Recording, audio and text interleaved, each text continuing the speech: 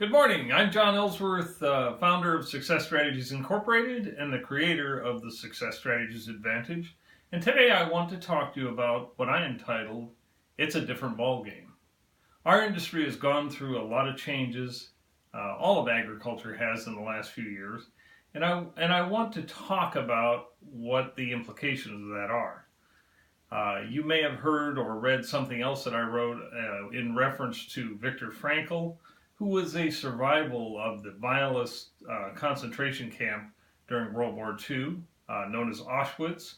And one of the things that he concluded from his time at Auschwitz and determined that it was his tool for survival, I guess you could say, is the realization that his survival depended upon the realization that his life, his old life as he knew it, was over. His new life, going forward, would become vastly different.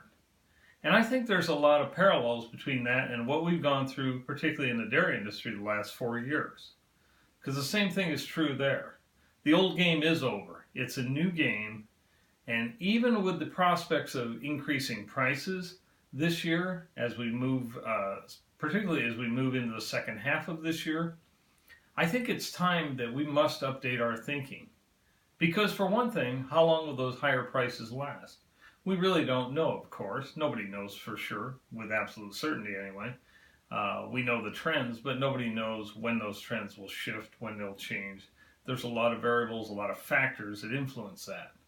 And by the way, in case you aren't already aware of this, and you probably are, the viewpoint of lenders and our vendors and our regulators are all different. We're going to be under intense scrutiny, particularly in the dairy industry, as we make the adjustments going forward.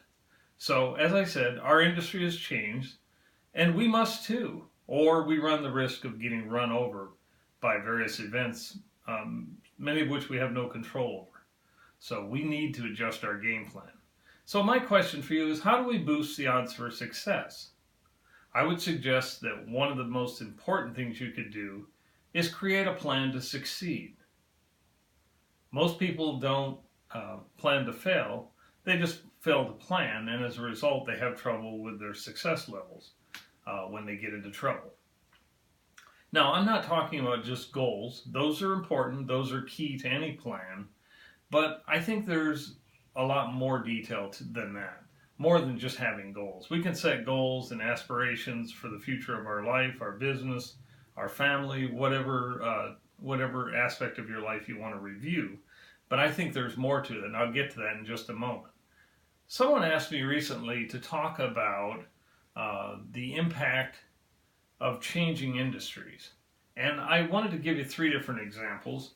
I have some clients who've switched completely out of the dairy industry and into almonds and walnuts. And while I can tell you the financing has been easier to find for those producers, it's primarily banked on the future, and while the financing is easier, the cash flows are way different when they don't get a milk check twice a month. So they had to make some serious adjustments there. Again, changing their game plan.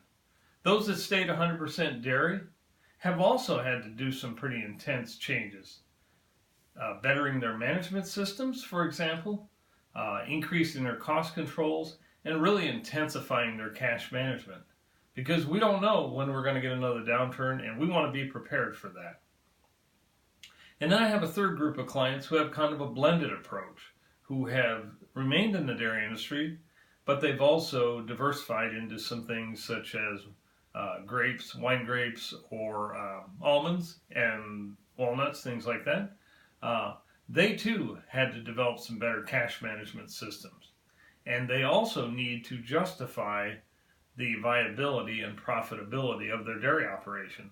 Because if we're banking on a big future in almonds, walnuts, grapes, whatever product you're producing, you can't very well justify staying in dairy unless it's going to be profitable too. So in all 3 cases, I said I'd get into more detail of what happened, what needs to happen for you in your business as well. In all 3 of these different scenarios, there are 3 key points. I think key point number one is that you need to identify your why. Because in my mind, and it's true in my business as well, if you know why you're doing something, finding out, figuring out, determining how to get that result is 10 times easier. But you have to be motivated by knowing why. And I think that's point number one. Point number two that I think is key is that we need to identify your end point. Where do you want to go? I think there's a really neat Chinese proverb that I read about recently where it said you should know going into any competition or game, whether it's business or anything else, three things you should know. Number one, know the rules of the game. Sounds like a good idea, doesn't it? Number two, know what's at stake. And point number three, know when the game ends. And I think that's good advice on all three of those points. I think it's kind of a neat proverb. So going to point number three, recognize there will be obstacles. You know what? I had obstacles when I started my business 20 years ago too. And I still have obstacles. We all do. Welcome to life. That's part of the game. But recognize that there are obstacles. Take the time to identify them. Really single out what they are. And then develop a plan to overcome them. And this, frankly, is one of the objectives that I'm offering with our new Success Strategies Mastermind groups. Our next group begins in July of 2019. It's a series of quarterly workshops, and I would urge you to check them out at success-strategies.com, our website.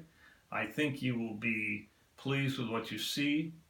It does, I will tell you up front, it does require two investments. There is a financial investment on your part, and just as significantly, there is an investment in time, thinking, and planning on your part too. Effort, if you will. But I assure you, your investment will be highly rewarded with a more positive outcome.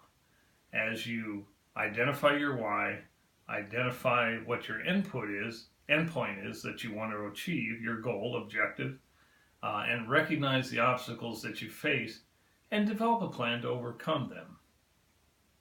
These same concepts have been working for my clients for over 20 years, and I welcome you to join us in July.